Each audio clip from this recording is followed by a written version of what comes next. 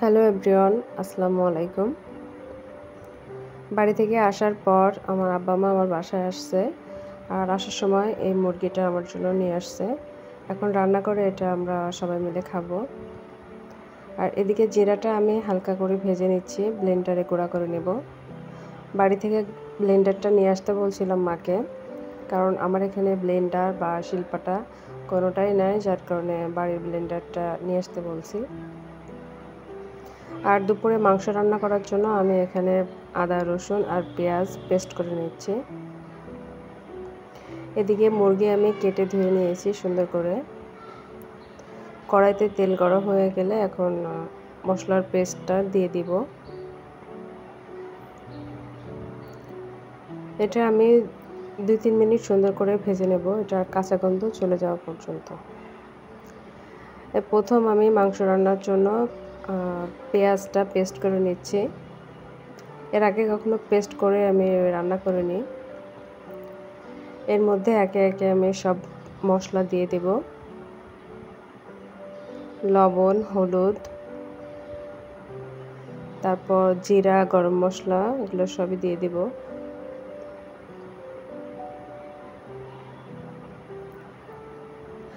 মরিচের গুঁড়োটা আমি লাস্টে দিব, কারণ মরিচের গুঁড়োটা দিলেই সাথে সাথে নাক জ্বালা পোড়া শুরু হয়ে যায়, এই জন্য আমি লাস্টে দিই।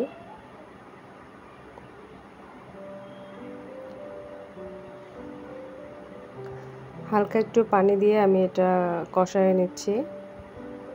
এখন মরিচের গুঁড়োটা দিয়ে দিব। মরিচের গুঁড়োটা আমাদের বাসায় করা, মরিচ কিনে শুকায় তারপরে ব্লেন্ডার করা, যার কারণে কালারটা অনেক সুন্দর। বাজারের কেনা মরিচের কালারটা অনেক বাজে থাকে, আর ওইটা অনেক কিছু মিক্স করা থাকে, যার কারণে মরিচের গুঁড়োটা বাইরে থেকে আমরা কিনি না। সব কিছু এখন ভেজালে ভরা। এখন আমি ধুয়ে রাখা মাংস দিয়ে দেব এর মধ্যে।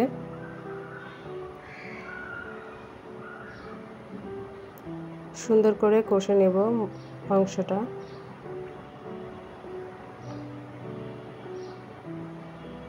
কালার দেখে মনে হচ্ছে অনেক ঝাল হয়ে যাবে, কিন্তু আসলে ঝাল বেশি হয়নি, কারণ বাসায় করা মরিচের গুঁড়া, যার কারণে একটু লাল লাল হয়ে গেছে।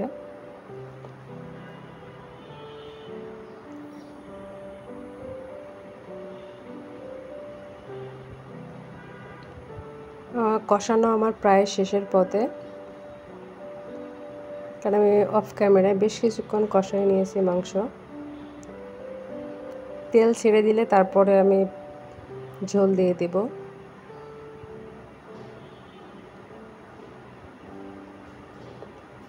এখন ঝোল দিয়ে দিচ্ছি। মুরগির মাংস রান্না আমার শেষ।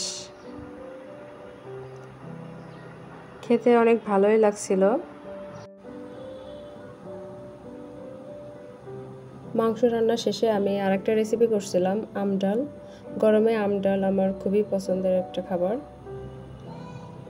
আপনাদেরকে একটা ইন্টারেস্টিং কথা বলতে আসলে ভুলেই গেছি।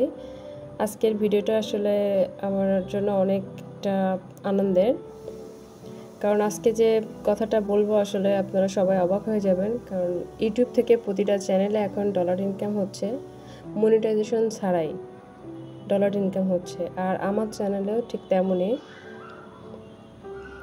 এতগুলো ডলার যে জমা হয়েছে আমি আসলে নিজেও জানতাম না। আমার চ্যানেল চেক করতে করতে আমি হঠাৎ করে দেখি যে আমার এতগুলো ডলার জমা হয়েছে। আমি তো খুশিতে পুরা শেষ, কি বলবো। আর আপনাদের সাথে এই জন্য শেয়ার করলাম বিষয়টা। নিজের চোখে আসলে না দেখলে কখনো বিশ্বাসই হতো না যে আসলে এতগুলো ডলার আমার ইনকাম হয়েছে। হয়তোবা আজকে না হোক কালকে না হোক আমি একদিন না একদিন তুলতে পারবো, এতগুলো ডলার জমা হয়েছে যেহেতু। ইউটিউবকে অনেক অনেক ধন্যবাদ এতগুলো ডলার আমাকে দেওয়ার জন্য। আশা করি যখন মনিটাইজেশন চলে আসবে তখন আমি অনেকগুলো অ্যামাউন্ট একসাথে তুলতে পারবো ইনশাল্লাহ। আপনারা সবাই দোয়া করবেন আমার জন্য।